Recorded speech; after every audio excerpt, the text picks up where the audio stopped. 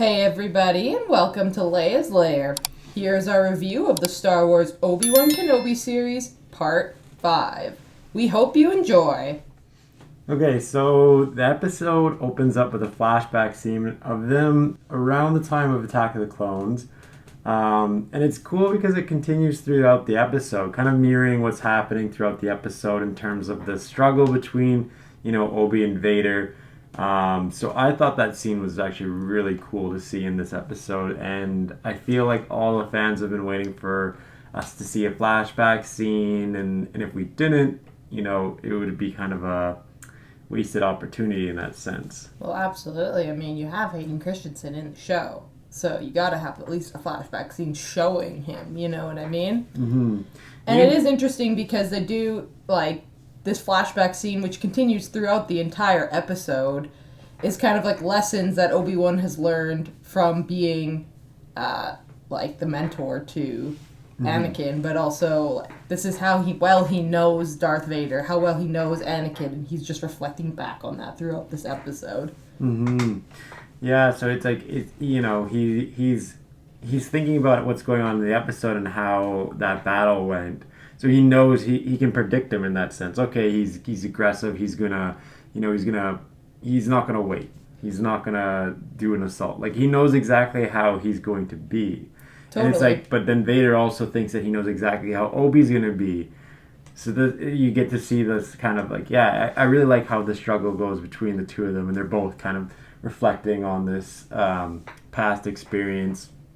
It's very cool. You can tell that they used a little bit of digital aging on them, but still very, very cool to see it. It's probably one of my favorite scenes in this whole series, to be honest, is seeing them together like that. That's so cool. It's just crazy to see them fight how they used to fight, you know what I mean? Just so acrobatic and fast compared to that, fight in episode 3 or part 3, sorry. Yeah. And it's definitely very cool because, like you said, you see exactly how they're doing the same moves that they did in the prequels. So it's really cool. And then we get Reva's promoted to Grand Inquisitor in this episode, which I don't know if I'm really buying that Vader's just gonna be like, oh, you're done so well, be Grand Inquisitor. So I feel like he's almost playing her to an extent. I definitely think so. It was just too easy. Mm-hmm. He's just giving her exactly what she wants. He's putting his trust into her, but yeah, it's too trusting for him. I feel like he's too smart for that. Well, it's and based on this episode, we know that at the end he's like, oh, I knew you were the youngling. So it's like he knows what's going on. I think he's definitely playing it out because he knows that something's gonna come up, and he's been waiting for this. Totally.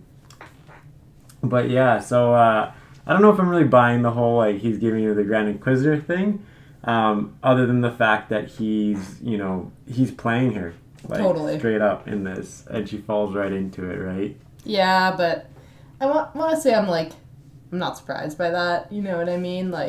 It's almost like she's so determined to get what she wants. She's got blinders on. Mm-hmm. So. Yeah, which is interesting because that's kind of like Vader in some senses too in this episode, but I guess he has a bit more insight than Reva does. I feel like he's a little more wise. Mm-hmm. So Obi-Wan makes it to Jabeam, and unfortunately a hacked Lola closes down the entire facility, making it impossible for them to leave, essentially trapping them there. So basically they have to just buy their time because Vader's hot on their tracks. Yeah, and so Reva's down there, and this is also a really interesting scene. So we get Obi talking to her. Yeah. And it reveals that she was that first Padawan in that very first episode, right? Okay, but that was crazy. To see that side of Order 66. You even in this scene, it's wild. You even get a little bit of Vader slashing down the youngling, right? I know. So it's you kind of see it a little bit, but they don't actually necessarily show the whole thing. To be honest, that's probably one of the most brutal moments in Star Wars, and I'm surprised they actually went back to it. You know what I mean? Yeah, and it's he's Obi's pressing her in this and being like, oh, you were there at Order 66. And so he says the name, like, of what's going on. And it kind of reveals, too, that she's upset, or why she's upset with Obi-Wan, right? She's like, this was your Padawan. Why weren't you there to help us? Why didn't you see this coming? Why didn't you stop this? Little does she know, Obi's just also being hunted down to Order 66. It's interesting, though, how he knows, right? Because he says, that Vader is Anakin Skywalker, and that's not a thing he's revealed to many people, if anybody. It's only the ones who know, right? So there had to have been some way that she knew, and that was, of course, because she saw him during Order 66. Yeah. So it's like, she was obviously at the temple and seeing him as Anakin before he got all burned up. Yeah. So anyone who was left alive during that Order 66 time would have known, right? But yeah, and so she's after Vader, actually, more than anything, for taking the only family she ever had, which was, the Jedi. And it's interesting because she's so after Obi, but it's like she has this ulterior motive. Like, she wants to get Obi so that she can strike down Vader. Yeah. And of course, this is gonna play into this episode a little bit, where Obi turns that on her and uses that that lust for Vader against her. So I thought that was interesting that Obi did that. It's like he went out of his character, because I don't think Obi would have normally done something like that. No, but I think he has to think a little bit outside the box here, because he's cornered and he knows he can't take Vader one-on-one. You know what I mean? So yeah, exactly. And in this, she gets impatient. She breaks into the facility. A huge battle ensues. So we get to see Obi with his lightsaber a little bit here, which is cool. And then we get Tala. Ugh, rest in peace. Yeah. What a saint. Yeah, and so that was sad, right? The droid, her droid's there with her, and Protecting it's just like, her. I really thought that her character was not gonna die. She was in it for a couple episodes, and it was like they're building her up and just to kill her. So it's like, But I do kind of appreciate that they're not afraid to get rid of these characters. You know what I mean? It's like, it's such a trap, just like keeping everybody alive all the time. Like, I don't know. It's sad, but at the same time, her character played its role. Now that role is done, so. Yeah, that's fair. And it's like, I guess they just like, they make it seem like very important. So it's just like, when they die only like an episode later, it's like, okay, but yeah, I mean, we only get 6 episodes, so you can't really, do too much with certain characters. But it was sad nonetheless, right? Totally. It's a character that we've grown to enjoy over the last couple episodes. So yeah, Obi-Wan goes and surrenders, and then he convinces Reva to go after Vader.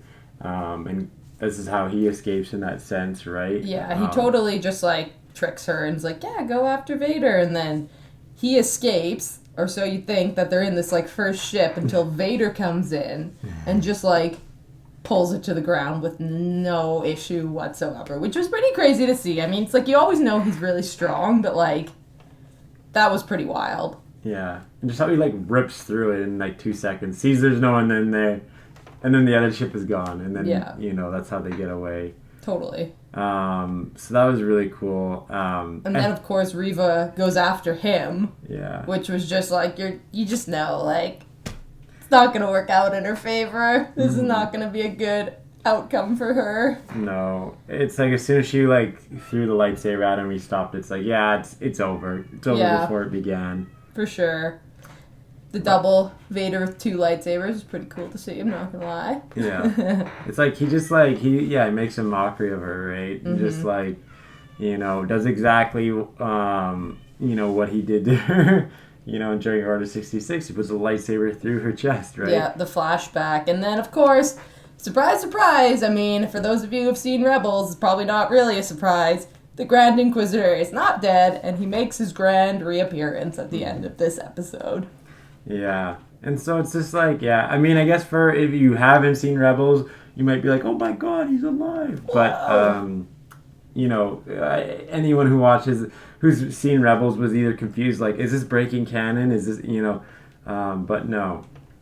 We knew he was going to come back at some point. I actually thought that it was going to be the Grand Inquisitor to put the lightsaber through her chest as like a, just as she's like coming up to get to Vader or something like that. That's kind of the way I thought it was going to play it out as. But no, he just puts it in her chest. But then he leaves her to mull over her actions, which I don't know. I kind of disagree with that. That didn't seem very like Vader-y to me.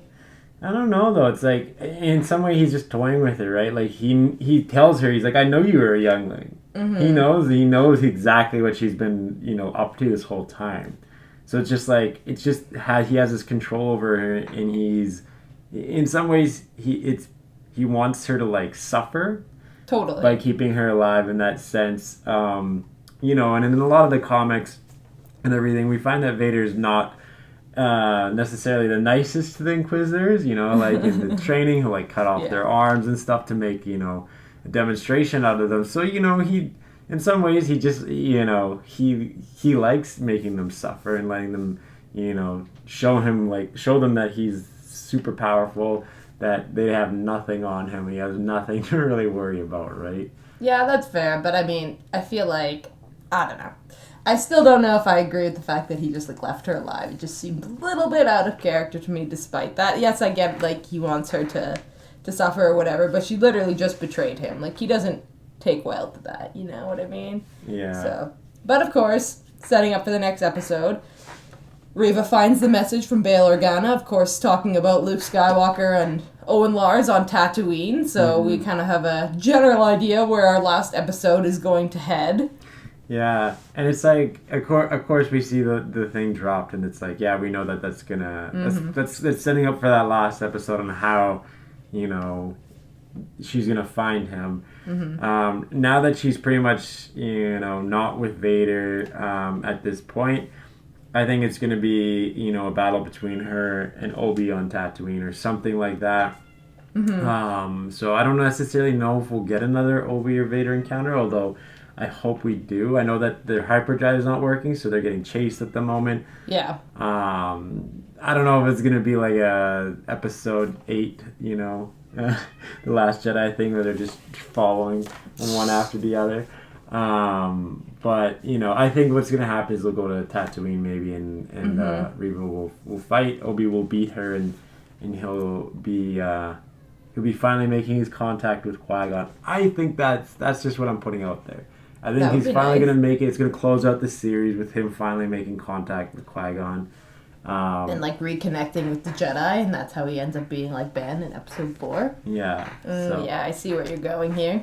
So I think he's gonna defeat Reva, make contact with Qui-Gon. Not sure if there'll be an Obi-Vader encounter again. Yeah, it's hard to say. It's really interesting to think about like, how is Reva gonna fit into this like whole Luke, Leia, Obi-Vader relationship? Yeah. I don't know. I'm just like, based on everything that we've seen, it's like I just don't see Reva being alive after this last episode. I agree. I think that at the end she'll be gone. Vader will still be like unaware of where Obi-Wan really is, and then Obi will make contact with Qui-Gon, tying up all those loose ends to the show. Okay, so in terms of rating, I'm going to give this episode an 8 out of 10.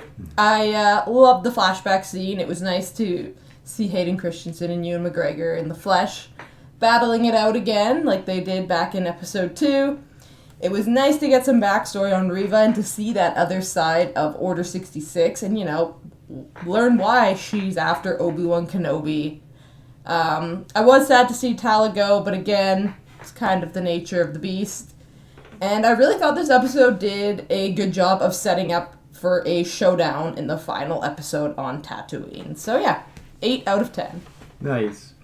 I'm also actually going to give it an 8 out of 10 for similar reasons. I really enjoyed that flashback scene, not just because seeing them back how they were in Attack of the Clones, but like also how it just mirrored the episode. I thought that gave it a great kind kind of artsy feel to the episode. So I really enjoyed that. And yeah, we got some more information on Reva. Why is she after Obi-Wan and what's going on? And we got confirmation she was that youngling. So it just adds to her character, which I think is good. And then just seeing Vader in his strength is always something to be enjoyed. So yeah, 8 out of 10. Nice.